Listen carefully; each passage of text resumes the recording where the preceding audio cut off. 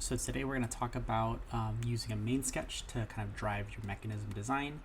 This is done for the UNLV mentoring training program.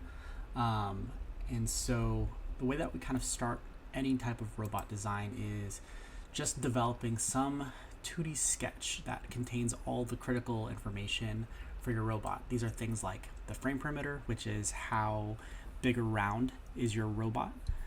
Size constraints like how tall or how far forward and backwards your robot's allowed to extend. Field element positions like things that are going to be stationed on the field for you to score on or pick things up from. Those geometries are important to know in relation to your robot.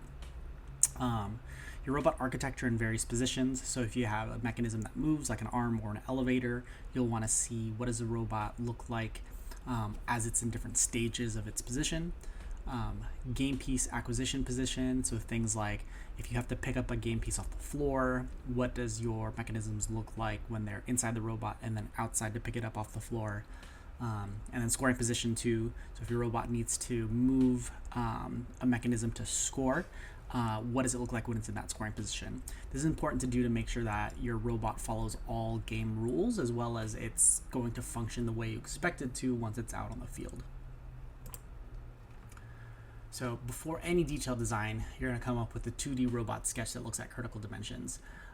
This is typically done in conjunction with prototyping. So you'll have a group of students who are testing things like what types of wheels work well with the game piece, or maybe there's compression that you're looking at, like how hard you want to squeeze an object to be able to move it and manipulate it the way you want. As those things get found out, they get fed into your 2D sketch, which then gets fed into your overall robot design. You should start with the things that you know or have pretty high confidence in, things like how high your drivetrain is. That's kind of based on the drive modules that your team has. Bumper position, field element size. When putting these elements in for loading and scoring, it's helpful to have the bumpers drawn and tangent up against the wall to provide consistent scoring position. So for example, this is a 2D sketch of a robot. Actually, it is this robot. You see that it's a drive base with a rotating arm, and this arm moves down to pick things up off the ground and then can rotate up to score in different positions. So this is the 2D sketch that was started for that robot. One of the things it can do is it can drop in the game piece into this kind of box that's on the side of the field, and we could see what the arm looks like when it's fully down and then when it's up in scoring position, and then we make the bumpers tangent to wall, so we know that if we want to score in this position, all we got to do is drive up against the wall and then we can score in that position. So it's a helpful way to design your parts and constrain your design so that it does things consistently as you would expect. So the main kind of steps for creating your 2D main sketch is the first things that we typically start with is your drivetrain. So usually based on the drive modules that we have, we know how high the drive base needs to be, and then typically we start with some smaller than max frame perimeter. So a common number that we've used the last couple of years is 26 inches in frame perimeter. And that allows you to kind of size your drivetrain first, and then as you figure out what features you need, you can scale that up or down as you start doing your preliminary design. But that's going to live in its own drivetrain sketch. So you can see this is like a sketch tree. Drivetrain has its own sketch that can be called out. And I do have a video of how to create a main sketch for the kit of parts here. If you want to look at that, I'll have the slides available. So once you have your drivetrain sketched, next is your bumpers. Typical bumpers have been constructed with 3/4 inch plywood that's 5 inches tall. And then the thing that the designers really need to decide is how high above the ground does it need to be. So for the 2024 game, one of the things we wanted to consider was note blocking. Part of your robot wanted the bumpers low enough to where if you ran over a note, it would push the note away. It's a little 2-inch high piece of foam. And so your bumpers needed to be low enough to make sure that the note slid if you were bumping into it. Some robots also had their bumpers up on one end of the robot because they had under the bumper intake, so they would roll over the note and actually pick up the game piece from underneath the bumpers, which meant the bumpers needed to clear that 2-inch piece of foam. So on one side they had a low bumper, and the other side they had a high bumper. Those kind of things can be sketched out first in your main sketch. And then again, adding the name bumpers to that sketch to make sure things are easily organized.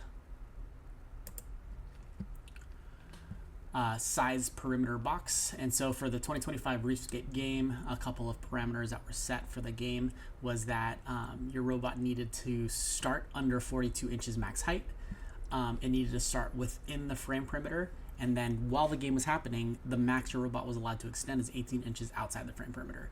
And so that box, the 42-inch height, the inside the frame box, and then the 18-inch extension was all sketched with rectangles, so that as we sketched the inner parts of our robot, we made sure that it traveled inside of this space. Next, we add scoring elements with the correct distances from your robot. So again, this was the loading station for the 2025 game was like a ramp that they would drop a PVC pipe down. This is the height and angle of that ramp. Another scoring element was the reef structure itself that had 3 pegs and a platform, and so this kind of shows the geometry of that. And even though this geometry seems relatively complex, FRC does provide a lot of this information for you. So for example, for the 2025 game for ReefScape, they released a drawing package that you can then search through. And so say you wanted to do a 2D sketch of the reef structure, you could look at the reef drawings, and then essentially the important pieces of information are things like, okay, how high is the bottom box of the reef? What is the tallest point of each of the pegs? What are the angles of the pegs? You see the first 2 pegs are 35 degrees. The last one is vertical straight up.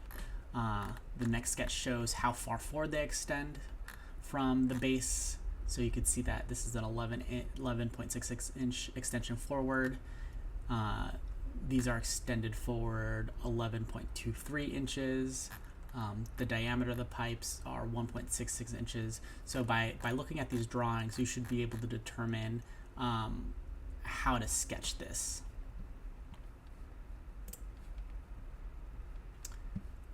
So that all is going to live, and I would actually do separate sketches for the ramps and the reef. Those would live in different spots, just so you could turn them on and off as you're doing designs.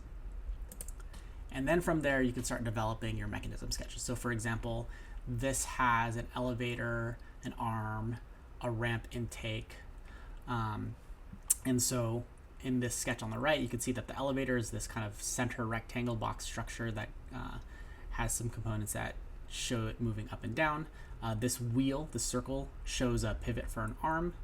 And then you can see the arm in kind of a down position, in a forward position, in an upward position, attempting to show all of the different kind of scoring locations. So that's kind of like the summary of a main sketch. It's the set of components that your robot's going to contain, so you can develop an architecture for your robot, all in 2D sketches, and then we'll show how these 2D sketches then impact how you design parts. And I want to kind of show an example of how this main sketch turns into a robot. So this is our A229's main sketch for 2025 off-season robot. Let me zoom in a little bit so you can kind of see. It's going to be a little bit easier. Okay.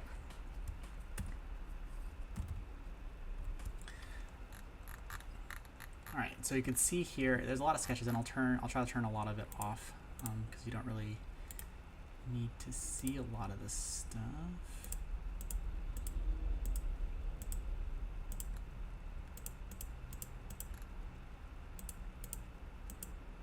Okay, so starting from the top, we have our drive and our extension frame printers like we talked about in our initial video.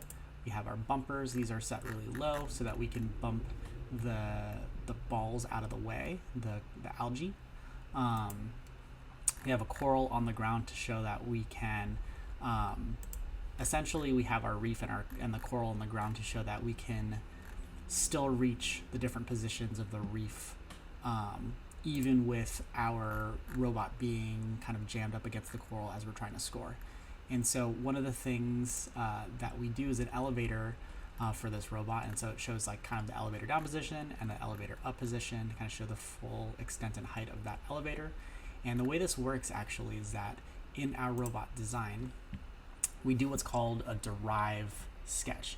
And so in our elevator part studio for the elevator, all the parts that make up our elevator, the first thing that we do is we bring in the sketch from the Mainsketch just for the elevator, and if there are any other relevant parts, we bring that into. And so in this sketch, you could see that the sketch here is from the Mainsketch.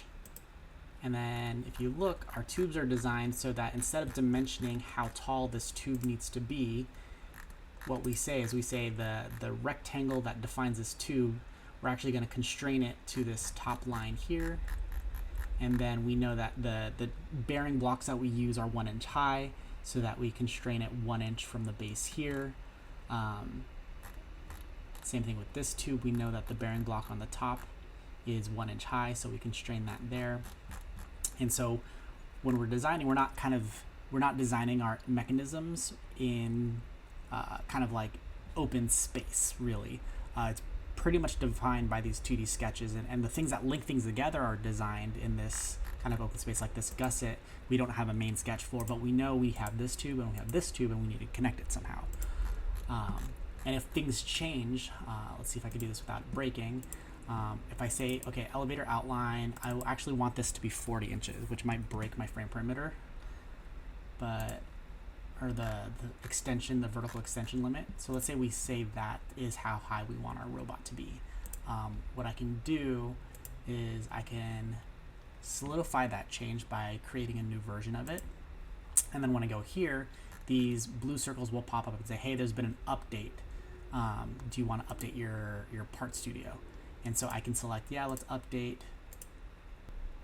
And then we should see that this whole part will change. So I don't know if you saw that. It's a very minor change, but everything extended upward slightly. So this should now be 40 inches based on that sketch that we just modified instead of 38. And so this whole thing should have gotten taller. And everything else kind of stayed the same. So that's what's cool about using a Mainsketch to control your design, is that if you need to make modifications that impact kind of the whole robot or large sections of your robot, if you have those features defined in your Mainsketch and you edit your Mainsketch and you appropriately constrain your part studios to that Mainsketch, it should make doing revisions like that much easier and faster.